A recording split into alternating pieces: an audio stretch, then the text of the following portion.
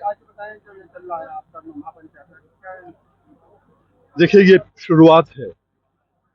आज पहली महापंचायत हो रही है और ऊपर वाले ने जो बारिश इतनी कर दी है, उसके बावजूद हजारों लोग हैं, आप देख रहे हो। मकसद केवल छोटा है। 80 साल में आजादी के बाद किसान कभी कटोरा लेके यहाँ जाता है, कभी वहां जाता है। अब किसानों का मन बन गया है कि नहीं, अपनी सरकार बनाएंगे, अपने हाथों से लेंगे। कृषि प्रधान देश है, हम खुद छीनेंगे अपना हक। अब पिछले साल हमने देखा, गन्ने के अंदर यहाँ से लेके पूरा ईस्टर्न यूपी का पूरा यूपी तरसता रहा कि भाई 1 रुपये बढ़ा दे, नहीं बढ़ाया। अब बड़ा सीधा है, अपनी सरकार बनाओ, 370 का सीधा 500 पार करेंगे हाथ के हाथ। वहीं पर ही मनरेगा के अंदर जितना गवर्नमेंट का रेट है, 100 रुपये प्रतिदिन मनरेगा वाले को एक्स्ट्रा मिलेगा। और ये सब पूरी तैयारी करके हम बोल रहे हैं, यानी कि बोल रहे हैं जुमलेबाजी मुझे नहीं आती, आप सबको मालूम है। वहीं पर ही एक बहुत विशेष चीज है जो मैं उस समय बोलूंगा, बाद में बोलूंगा, अभी आपको बताता हूँ। हम गांव में रहने वाले लोग हैं। अभी बारिश होती है तो गांव में बीमारी होती है, रजिस्टर्ड मेडिकल प्रैक्टिशनर जिसे हम झोला छाप डॉक्टर बोलते हैं, वही हमारे काम आता है। एमबीबीएस वाला ढूंढने से मिलता नहीं है। एमबीबीएस वालों के ऊपर सरकार बहुत पैसा खर्चती है, सब कुछ करती है, पर वो हमारे टाइम पे काम नहीं आते, ना रात में आते ना दिन में आते।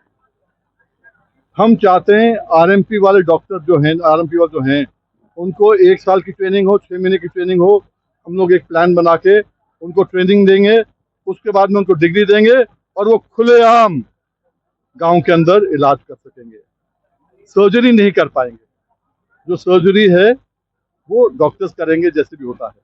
अब जैसे पेट में दर्द है मेरे, यहाँ पर मैंने खाना खाया, कुछ आ गया, नहीं भाई क्या करूँगा, रात में मैं जाऊँगा कहीं और, जब तक पहुँचूंगा वहीं मर जाऊँगा रास्ते में। तो ये जो टीका लगा देगा मुझे या ये जो गोली दे देगा मुझे, इनको भी प्रोटेक्ट करना है। और कोई ऐसा गांव नहीं जिसमें 3-4 ये झोला छाप डॉक्टर ना हो। तो आप सरकार बनाने की बात कर रहे हैं, सरकार बनाने की बात, सरकार की बात हो रही है सब। राहुल गांधी कह रहे हैं वोट चोरी हो रहा है, कैसे रोकोगे वोट चोरी? मानते हैं वोट चोरी होता है? वोट चोरी में तो मैं दिखा देता हूँ आपको, जो मैंने कागज दिए थे। वोट चोरी का यह है कि सन 2002 में जब मैं पूरनपुर से चुनाव लड़ा था, आपको मालूम है 93 में विधायक बना था। 96 में मैंने कोर्ट में कहा था, कोर्ट ने कहा कि नहीं, हम तुम्हें 900 करोड़ नहीं दे सकते अभी, क्योंकि इफेक्ट करेगा चुनाव को। मैं कहा चुनाव छोड़ दूंगा, मैं चुनाव छोड़ दिया मैंने। 2002 में जब इंडिपेंडेंट लड़ा, 6,500 से हारा। जो 6,500 से हारा, उस समय आप, मैंने लिख के दिया है, आप देखोगे जहां ये ऐसे ऐसे तो वोट काटे हुए हैं। और ये अगली बार फिर से आ गई है, आज भी जिंदा है। मैं आपको एक वोट चोरी का बताता हूँ। मैंने सबको दिया था, किसी ने उठाया नहीं, अब सबको याद आ रहा है, बड़ा अच्छा है, मैं खुश हूँ उसमें। और मैं तो इतना कहूंगा कि चाचा भाई बैठे हैं अभी, ये भी ऐसे मुद्दे उठाते हैं। मैं ये भी कहूंगा कि आजकल यही उठाते हैं, तो इसको भी उठा के, और इसमें यह है कि 10 प्रस्तावक चाहिए होते हैं आपको, 10 प्रस्तावक चाहिए होता है कि रजिस्टर्ड पार्टी अगर नहीं है तो। 10 प्रस्तावक में से हमारा नाम नॉमिनेशन में क्लियर हो गया कि भाई 10 प्रस्तावक थे, ठीक है। और जब वोटिंग की बात आई, 2 प्रस्तावक उनमें से उनके नाम कट गए 10 दिन के अंदर अंदर। ये पूरा लिख के दिया इनको, इलेक्शन कमीशन को, इनकी मोहर है, ये रिसीव किया है, पर नहीं करते कुछ। तो वोट चोरी तो बहुत पुरानी बात है। इसलिए आपसे बात, जो इनसे बात भी करूंगा मैं बाद में वोट चोरी का, कि भाई ये आपको देखना है, आपको समझना है कि आपका वोट बने, आपके लोगों का वोट बने, सोसाइटी में जो मेंबर है उसका वोट ऑटोमेटिकली ट्रांसफर हो। मोदी जी छुपा इस मामले में, मुझे पता ट्वीट कराया राहुल गांधी। देखो, मोदी जी के हिसाब से तो लखीमपुर खीरी में कहा था मैं ब्याज भी दिला दूंगा। उन्होंने तो ये भी कहा था 2022 के अंदर दुगनी आमदनी हो जाएगी, सब कुछ कहा था।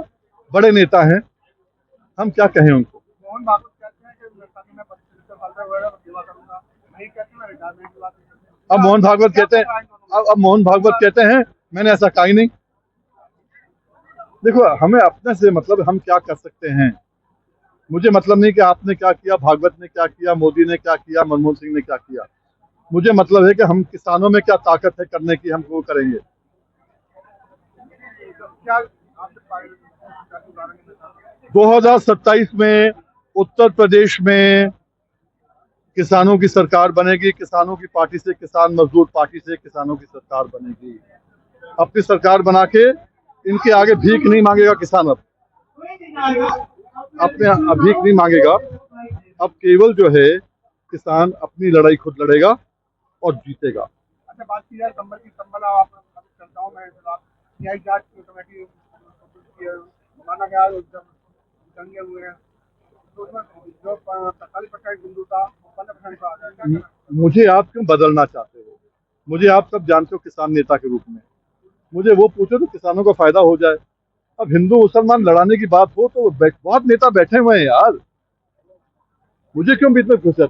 मुरादाबाद से पूर्व सांसद एचके ने आज एक पोस्ट किया, उन्होंने कहा है कि मतलब आजम खान कसम खा के बताया कि अखिलेश ने मदद की है नहीं। वो जाने। हम तो खुलेआम कहते हैं कि अखिलेश बाबू ने 2000 करोड़ हमारा मारा था गन्ने का। मैं तो कहता हूं ना, अखिलेश बाबू ने 14/3/2015 को और 1/6/2015 को जो मोदी ने वापस लिए थे ऑर्डिनेंस, वही हमारे उसी हिसाब से लागू कर दिए थे। हमें तो नाश अखिलेश ने किया है ना किसानों को, तो हम तो उसकी बात करें। हम क्यों बात करें किसकी मदद करी किसकी नहीं करी? आजम खान हमारे साथी थे, हमारे साथ एमएलए रहे थे। अखिलेश के पिताजी मुलायम सिंह जी हमारे साथी थे, साथ रहे थे। पर आज की तारीख में मैं देखता हूँ जब इनको मौका मिला किसानों के लिए कुछ नहीं किया किसी ने, इसलिए किसान खुद करेगा। हम क्यों कहें कि तुम्हारे किसने बेहतर किया किसने खराब किया? हम क्यों कहें? हम तो कहते सब बहुत बढ़िया हैं, पर हमारे फायदे के नहीं है। अपना फायदा हमें खुद देखना पड़ेगा।